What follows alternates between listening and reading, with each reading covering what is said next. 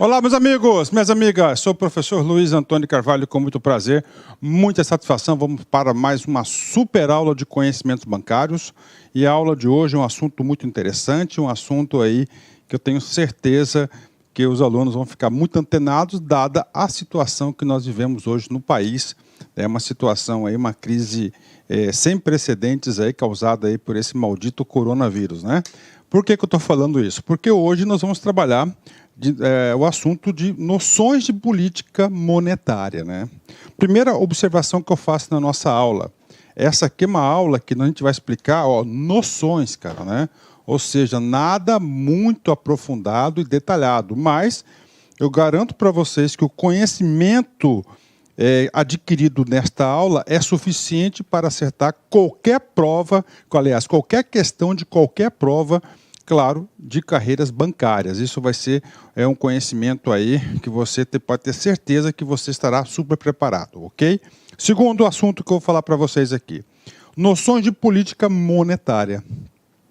Quando você ouvir falar na palavra monetária, significa dizer o quê? Dinheiro. Ou seja, moeda.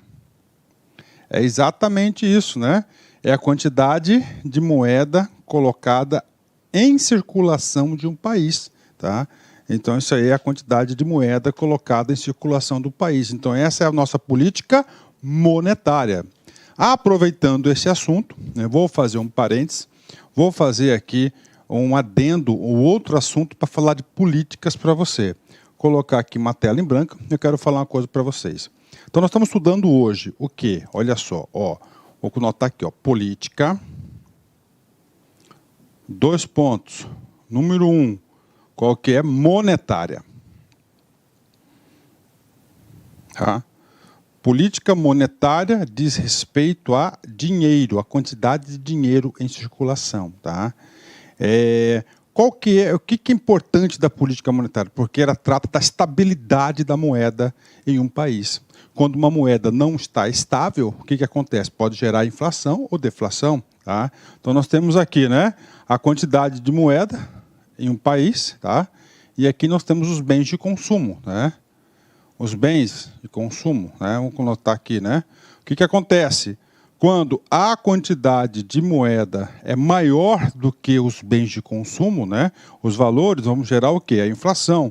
Ou pode acontecer, o normal é o quê? Que ela esteja estabilizada, né? Esse canetão nosso aqui não está muito bom, vou deixar ele do lado aqui. Então, essa aqui é a nossa política monetária que nós iremos trabalhar nessa aula de hoje, né? Segundo ponto que eu quero falar para vocês, né? Nós temos também outra política, né? Que é chamada de política fiscal. A política fiscal é diferente da política monetária. Quando nós falamos de política fiscal, nós estamos falando o quê? Das contas, das finanças da administração pública, né? As finanças da administração pública, nós temos aqui as receitas, olha aí, as receitas e as despesas públicas. As despesas públicas, né? Isso faz parte do quê? Da política fiscal do governo, né? O terceiro ponto importantíssimo que nós temos a política cambial. A política cambial diz respeito aí especificamente, né, ou prioritariamente às moedas estrangeiras, entre elas a quantidade de dólar. Então temos a política monetária, a política fiscal, a política cambial. Todas essas políticas aqui fazem parte da política econômica de um país, do Brasil. Ok, bacana, né? Claro que não está para o concurso de carreiras bancárias, né? O assunto mais importante aí é a política monetária que a gente vai trabalhar na aula de hoje, né? Esse assunto aqui completa o assunto do Banco Central.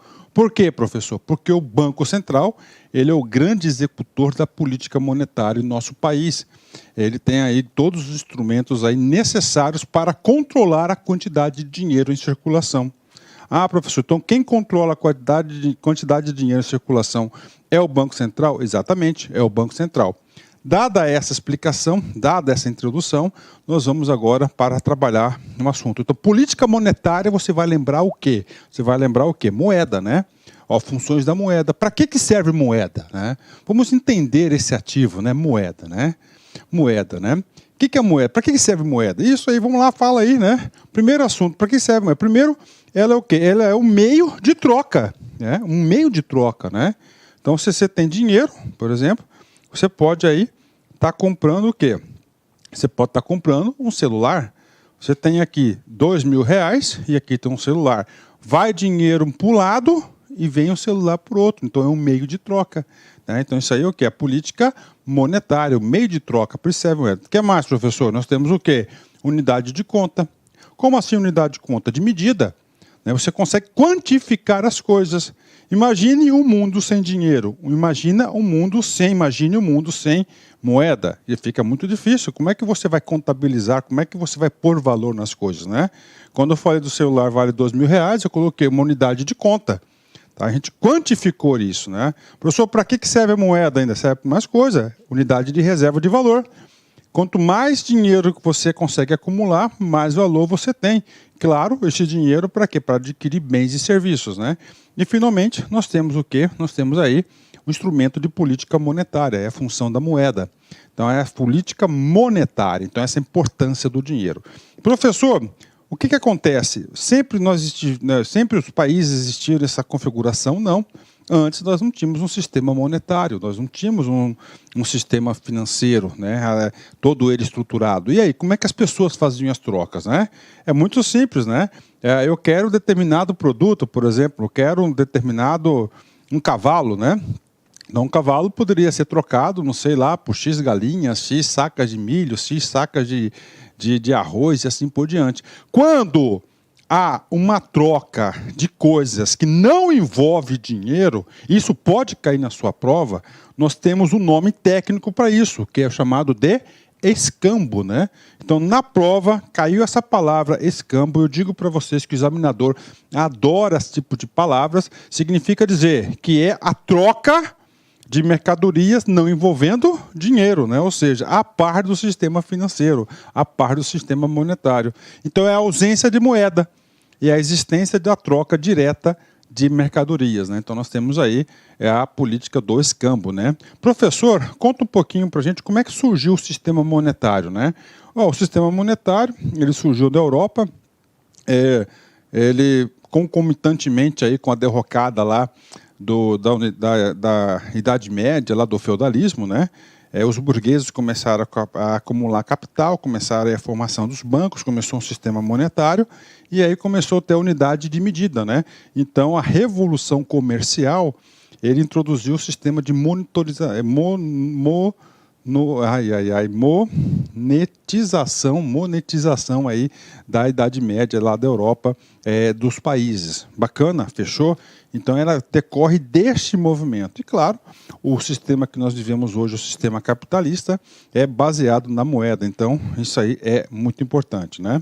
Professor, o que é moeda? O que é moeda, né? Isso aqui é só a parte introdutória da nossa aula. São ativos amplamente utilizados e aceitos como meios de pagamento. Então, moeda é um tipo de pagamento, né? Como o nosso regime é capitalista, nós adotamos aí as moedas oficiais.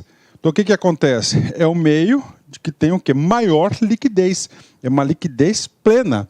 Tá? Então, moeda possui liquidez plena, mas não paga juros. Professor, não estou entendendo isso, né? Então, se você tem dinheiro no bolso, significa dizer que você pode transformar aquele dinheiro em qualquer coisa, claro, de acordo com a unidade de medida do dinheiro que você tem. Se você tem R$2.000, você pode comprar qualquer coisa no valor de R$2.000. Ou seja, isso significa dizer liquidez plena, porque vai dinheiro e, ao mesmo tempo, volta, vem o quê? Vem de volta o bem de consumo ou serviço que você está adquirindo. Então, isso que é liquidez plena. Você pode colocar, você pode utilizar a qualquer momento, não tem obstáculo nenhum. Professor, quando há uma remuneração da moeda, como é que é a remuneração da moeda? Chama-se juros, né? E o dinheiro em liquidez plena não paga juros. Como assim, professor, não paga juros? Cara, você tem aí R$100.000, tá? Você coloca numa mochila, você começa a andar aí, você não confia em ninguém. O que acontece? O dinheiro está parado na sua mochila.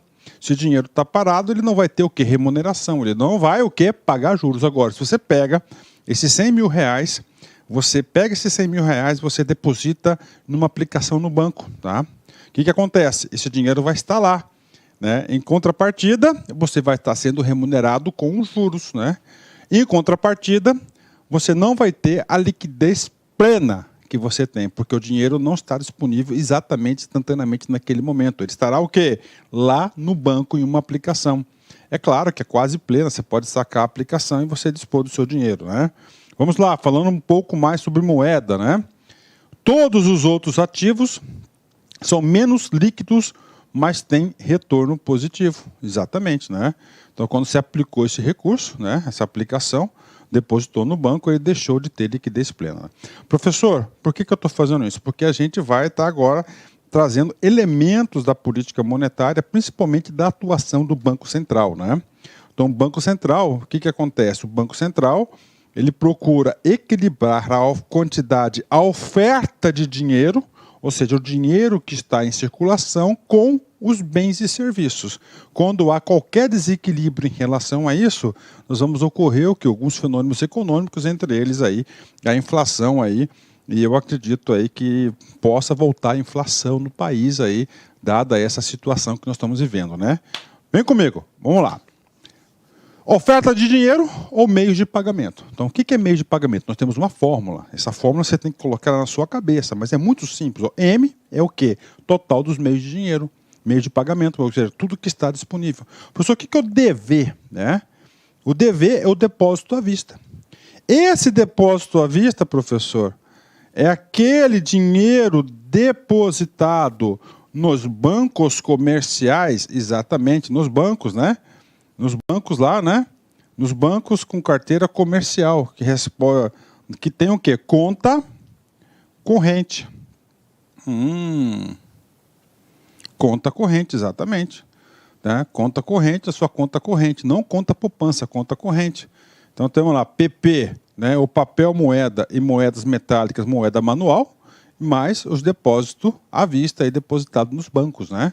A gente vai ter a gente vai falar em depósito à vista, a gente vai ter uma aula de depósito à vista e depósito a prazo, a gente vai explicar com mais detalhes o depósito à vista, né? Nós explicamos isso na primeira aula, não sei se você lembra, lá o Sistema Financeiro Nacional, quem são aquelas, quem que pode receber esse tesouro, não é isso? Que é o depósito à vista, por quê? Porque ele recebe esse recurso, captação zero, né? E ele pode utilizar esse recurso para fazer muitas coisas, né? Então, meios de pagamento, né? Nós temos aí o papel moeda, né? Papel moeda, papel manual, aí, moedas metálicas e papel mesmo, né? E dinheiro, mais os depósitos aí à vista dos bancos, né? Nas contas correntes, né? Ok. Professor, fora isso nós chamamos quase moeda, né? Por exemplo, você pegou o seu dinheirinho, tá? E depositou lá, tá? Vamos voltar só um pouquinho aqui para vocês entenderem o conceito de liquidez, né? Olha só, você está lá no bolichinho e vai comprar uma Coca-Cola. Bolichinho é um barzinho, tá? Você tem ali 10 reais no bolso, né? E a Coca-Cola custa exatamente 10 reais. É uma Coca grande de 3 litros, né? Então você tem esse dinheiro ali. O que acontece? Você pode dispor do dinheiro e imediatamente comprar a Coca? Positivo, tá aí, ó. Então o que?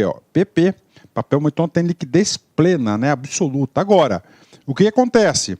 O bolichinho ali, você tem ali o seguinte, não, ele tem lá uma maquineta de cartão. Você pode passar no débito, não pode? Ó, depósito à vista, né? Ó, depósito à vista, você pode passar no débito. Só que ele é o quê? Tem liquidez? Claro que tem. Só que ela é absoluta, suprema, como o espécie? Não. Ela está próxima, muito próxima, né? E agora, professor? Agora a gente vai falar de outros atributos, né? Ó, quase moedas, né? Você tem seu dinheiro, está aplicado em títulos públicos, né? O que acontece? Esses títulos públicos aí, você pode sacar, mas você tem que demorar, você tem que solicitar para o banco, não sei o quê, papapá. Ou seja, ele é quase moeda, tem menos liquidez do que o papel moeda, tem menos liquidez do que o depósito em conta corrente, né? Então, quase moeda, né? São os recursos, são as aplicações de títulos públicos, depósito em poupança, depósito a prazo, que são várias aplicações e assim por diante, tá? Então, já falei aqui, com breves palavras, aqui o conceito de liquidez, né? Então, liquidez, você tem que colocar no conceito o seguinte, que liquidez quanto mais rápido você pode dispor desse capital, para comprar bens de consumos, você vai ter maior liquidez, né? Ah, professor, eu tenho dinheiro meu que está, né, emprestado tá na mão lá, emprestei no meu co-cunhado. Rapaz, aí o cara é gente boa, o cara é gente boa, mas ele enrola um pouco para pagar. Então a liquidez de seu dinheiro, ela é baixa. Né? Porque ainda corre o risco de levar o calote. Aí sim, você vai ter liquidez zero, né?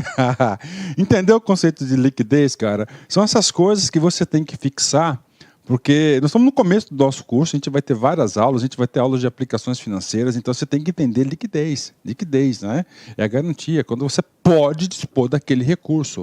Bacana? Alright? Vem comigo, peoples, né? Let's go, né? Vamos lá. Conceitos importantes, né? Pra gente, vamos lá, conceitos importantes, a parte conceitual da aula ainda. Então, o que é a base monetária? Todos os conceitos vinculados ao Banco Central.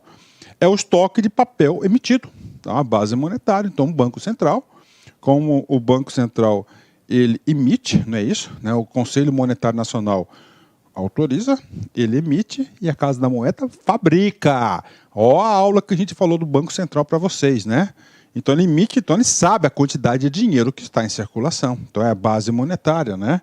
O que mais? Meios de pagamento. Nós temos vários meios de pagamento. Aí vamos M1, M2, M3, M4, a gente vai por diante, né? M1 é o estoque de ativos em poder liberatório instantâneo, né? Instantâneo, você não depende de nada, você pode dispor.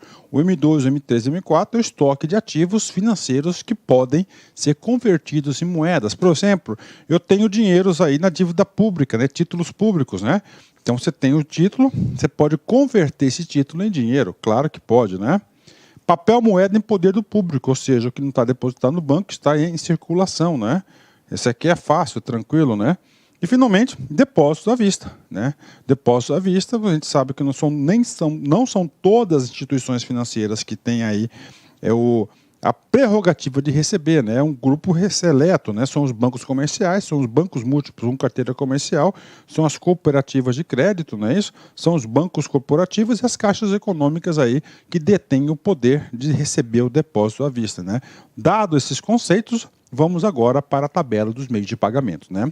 Olha só, é fácil, é tranquilo. Claro, todos esses assuntos aí, a critério do Banco Central, ele pode estar mudando essas prerrogativas. Então, o M0 é a moeda em poder do público, PP, é a moeda que está em circulação. Você tem o M1, que é o M0, que é o PP, mais os depósitos à vista, né? É claro, né? O M0 tem o quê? Liquidez absoluta, suprema, né? O M1 tem liquidez? Tem, mas não é, porque é o papel moeda, que é o dinheiro que está em circulação, que é para você auferir o grau de liquidez, né? M2 vai ser o M1, tá? Mais os depósitos especiais remunerados. Depósito em poupanças, mais os títulos emitidos por instituições depositárias, né? São títulos aí de grande liquidez. Nós temos aí o M3, né? Quanto mais você aumenta o M, mais diminui o poder de liquidez, que vai ser o M2, mais as cotas de fundos de renda fixa, operações compromissadas registradas na Selic, né? Lá na Câmara Selic. E, finalmente, nós temos M4, que vai ser todo o M3, mais os títulos públicos de alta liquidez. São as letras do Tesouro, né, e as notas do Banco Central. Essas notas aí já estão quase em extinção, porque o Banco Central, aí, a partir da Lei de Responsabilidade Fiscal, foi desautorizado a emitir títulos, né, passando a emissão de títulos apenas para a função do Tesouro Nacional. A gente vai falar um pouquinho de dealers e nesse assunto de dealers a gente vai tocar nesse assunto. Bacana? Meios de pagamentos, vamos lá. Aqui, professor, o que eu tenho que levar para a prova? O M0, o M1, o M2, o M3 e o M4. Bingo. Agora, compreender, entender, não só decorar.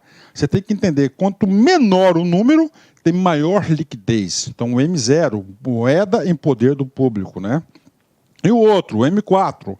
M4 tem liquidez? Tem, só que ela é menor, tá? Então, títulos públicos de alta liquidez, tá? Então, isso aqui é o M4, as bases monetárias, né? As bases monetárias aí, as bases monetárias do país, né?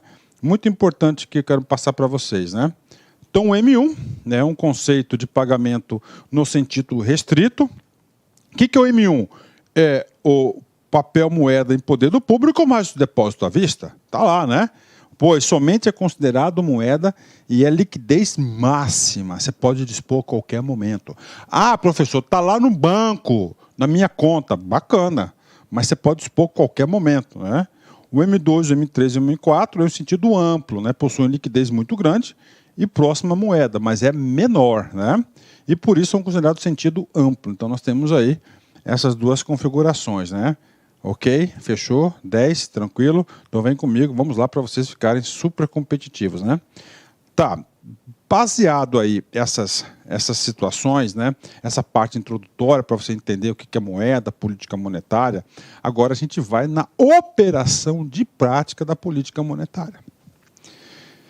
Política monetária, coloca na sua cabeça quem que é o grande responsável. Na altura do campeonato você deve saber essa informação. Exatamente, eu sei que você não ia me decepcionar. Banco Central do Brasil, esse é o cara. Política monetária, responsável, Banco Central do Brasil. O que ele faz? Ele regula a quantidade de dinheiro em circulação. Então nós vamos estudar vários instrumentos, depois dos objetivos, na qual o Banco Central ele pode colocar mais dinheiro em circulação ou lhe retirar dinheiro em circulação. Por exemplo, dada a situação caótica que nós estamos vivendo aí, desse maldito vírus aí, né, que impactou a vida de todo mundo, cara, né? Todo mundo, cara. Do mundo mesmo, não é só do Brasil, né? Global, né? O que acontece? No Brasil, no nosso caso, a gente está entrando em período recessivo. Se está entrando em período recessivo, nós temos que ter mais dinheiro disponível para circular, cara. Circular, né? Regra do capitalismo, o dinheiro não pode ficar parado, ele tem que circular. Por isso que dinheiro no bolso não paga juros. Tá? Então, o dinheiro tem que circular. Tá? Objetivos. Então, objetivos já sabe. Primeiro, né? Atingir os objetivos da política econômica global do governo. E claro que a quantidade de moeda colocada à disposição, isso é fundamental. Por exemplo, a política econômica do governo, né, global. Nós temos dois grandes objetivos da política econômica, né? O que é? Ó, nós temos aqui, né, taxa do PIB, que é a taxa de crescimento do país. Claro que a quantidade de moeda, a circulação impulsiona isso aqui, né, vai impulsionar o consumo, né? E o segundo, nós temos o quê? A meta de inflação. Aí. Tem outras? Claro que tem outra, que é noções, né? Ó, meta de inflação, tá? Meta de inflação. Então nós temos aí, claro que a política monetária ele está nesse contexto. Não tem outra opção. Está nesse contexto, tá? Vamos lá. Controlar a liquidez do sistema econômico. O que é liquidez, cara? O que é controlar a liquidez do sistema econômico, né? Liquidez. Quem tem, por exemplo, quem tem um dinheiro depositado em qualquer banco, que ele possa dispor desse dinheiro a qualquer momento, de acordo com as regras de saque. Tá? Então, garantir a liquidez. Então, por isso que o Banco Central tem uma fiscalização muito grande no sistema financeiro. Ele quer garantir a liquidez, né? Que realmente aquele recurso ali faça jus aí à necessidade do cliente. Né? Tá lá. Então, é isso aí. Né? Vamos lá, outro objetivo aqui, determinar a taxa de juros de referência do mercado. Então, está aí. Então, quantidade de dinheiro em circulação vai ditar a taxa de juros. Professor, qual que é hoje a taxa de juros que nós temos? Nós temos duas taxas de juros, né? Muito importantes aí. Nós temos a taxa de juros, a taxa Selic, que é a taxa de referência aí, a mais utilizada, e a taxa de juros de longo prazo, a TJLP. São duas taxas de juros. Para concurso de carreiras bancárias, você tem que saber tudo sobre a taxa Selic. Nós temos aula sobre isso, a gente vai ter aula sobre isso, super atualizado, você vai entender por que tem que ter a taxa Selic. Né? É uma referência para os bancos, para você, tudo. Né? Ah, professor, dá um exemplo aí, só para entender, professor. Vamos supor, você tem aí 100 conto no bolso, 100 mil reais. Pô, professor, você está bonito na foto, né? Tudo bem. Vamos supor que a taxa de juros, vamos colocar um número bonito aí, a taxa Selic é 10% ao ano. Claro que não está isso, né? Faz muitos anos que a taxa Selic não é 10% ao ano, é muito tempo, né? Hoje o Brasil tem a taxa de juros aí a nível internacional, de país de primeiro mundo, né? Baixíssimas as taxas de juros, né? Vamos supor que é 10% ao ano. Você tem 100 mil reais, aí você vai no banco A, o banco A fala o seguinte: ô, seu senhor bonitinho, bacana, sem conto, né? Vai capitalizar aquilo ali. Olha, você aplica aqui que eu vou te dar 9% ao ano. Qual que é a taxa de referência? 10. Opa. Se a taxa de juros é 10, o cara quer me pagar 9, eu estou perdendo quanto? 1. Exatamente isso. Para que serve? Você tem que colocar esse conceito, cara, em tudo que você vai fazer na vida. Tem que ter uma referência, tá? Ok, vamos embora. Vou focar aqui, né? Então, política monetária. Política monetária também visa estabilizar o nível de preço geral da economia, controle inflacionário, né? Isso aqui, tá, é muito importante, tá? Então, você tem aqui, ó, quantidade de dinheiro disponível, tá? De outro lado, tá? Você tem o quê? Bens de consumo, serviços, não sei o quê, tá? O que é estabilizar? Isso aqui está mais ou menos assim, próximo. Se você tem muito dinheiro disponível, o que vai acontecer aqui? Os preços vão subir, tá? Os preços vão subir, tá? Quando você tem muito dinheiro aqui, tá? Agora, quando você tem pouco dinheiro, ele tem que cair. Você não pode nem subir, você tem que estar o quê? Mais ou menos controlando a quantidade de dinheiro em circulação, tá? Quantidade de dinheiro em circulação. Então, isso aí acontece, né? Acontece muito isso aí. Vamos falar sobre isso, tá? Professor, e aí? Tipos de políticas monetárias. A gente tem aí, vamos trazer para vocês 2 tipos de política monetária, tá? Por exemplo, tá? Hoje, nós estamos vivendo uma recessão. Ninguém tem dinheiro. Como ninguém tem dinheiro, tá? O que acontece com o governo? O Banco Central. Se ninguém tem dinheiro, ele tem que colocar dinheiro. Se ninguém tem dinheiro, significa dizer que tem muita gente que tem muito produto aí que não está vendendo. Correto? Vamos lá, estou falando popularzão. Então, de novo, hoje, tá? Hoje ninguém tem dinheiro, isso é fato, né? Porque o dinheiro parou de circular, foi um terremoto, o dinheiro parou de circular, tá? Nós aí impactamos aí setores aí da economia praticamente inteiros, turismo, tá? Transporte aéreo, terrestre, principalmente de pessoas, eventos, tá? Aulas, cursos presenciais, né? O online está aí, mas não é a mesma coisa, tá? Escolas, tá? Então a gente teve aí o impacto de vários setores, né? Gigantesco. Então, claro, um setor está vinculado ao outro, né? O comércio, bares, restaurantes, hoje é só pegue, leve ou vai para o delivery, né? Eu particularmente não gosto de comida transportada, e aí, quando você compra uma comida transportada, já perde o sabor. Isso eu aprendi quando eu trabalhei no supermercado, tá? Então, o que acontece? Então, todo mundo tem coisa para vender, mas ninguém tem dinheiro. Então, o governo vai o quê? Colocar dinheiro em circulação.